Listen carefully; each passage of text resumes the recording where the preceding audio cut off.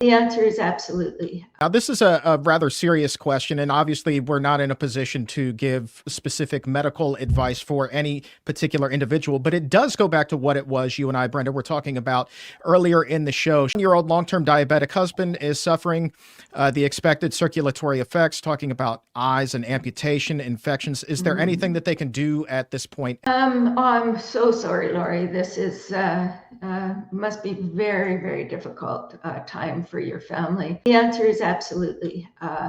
There's no question, whatever stage that you're starting at, it really doesn't matter. You're going to provide benefits. You're going to if you start eating more sort of an ideal diet, you will reduce inflammation, you'll reduce oxidative stress, you'll reduce dysbiosis, you'll reduce lipotoxicity, and things will start to turn around. And your ability to, decrease other complications of diabetes and healing from all of the things that are going on are vastly improved when you're eating a truly healthy diet. That's, which means you're eating, whole legumes every day. You're eating, if you can, somewhere, 9 or 10 or more servings of vegetables and fruits a day. You're eating, your intake of whole grains is almost all intact, and just a couple of servings is plenty. And then a little bit of nuts and seeds. And that kind of diet is really ideal. Now, I should mention that you do also want to be conscious of the nutrients you may not get enough of doing all of that.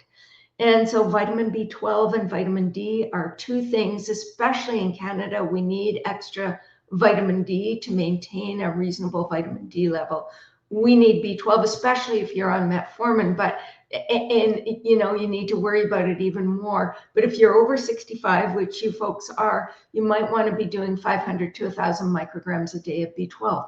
And then if you're on a diet that will produce weight loss, so you're on a calorie restricted diet, it may not be a bad idea to be having a really good quality multivitamin mineral supplement just to cover your bases. In some cases, a little extra calcium and magnesium may be of value, but a good quality multi can be helpful when you're doing caloric restriction. That way you're sure to get enough of some of those trace nutrients, even things like iodine. And you know what else I think about?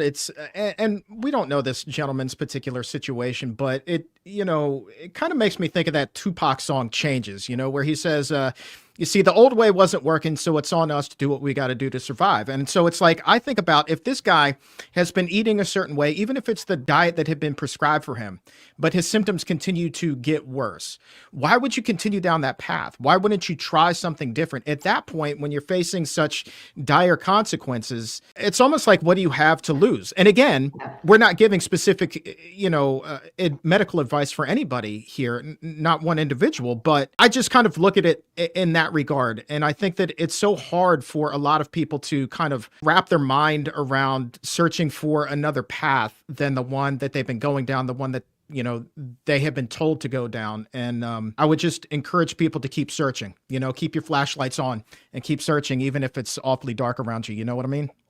Absolutely. You said it so beautifully, Chuck. I couldn't agree more.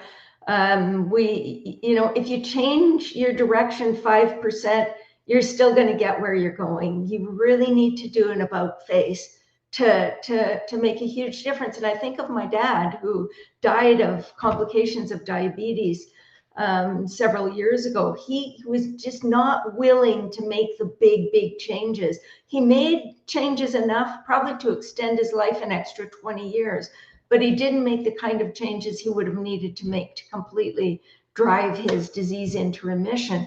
Whereas I think of one fellow that I was working with who was told he had a couple of years to live. He was going into kidney failure. He was just all of everything that you could think of that could possibly be wrong. Heart disease, peripheral artery disease, all of these complications, his vision, everything. He completely went as far as he could with the diet, and he completely reversed. He was on 40 units of insulin a day. He was on 17 pills a day. He was no longer on any medication or any insulin when he finished. And everything started to reverse. His heart disease started to reverse. His doctors were absolutely stunned. One of his doctors, he asked, why didn't you tell me this was possible? And the doctor said, I didn't know it was possible. He said, I've never seen anything like it. But the more hardcore you go, the better your results are going to be.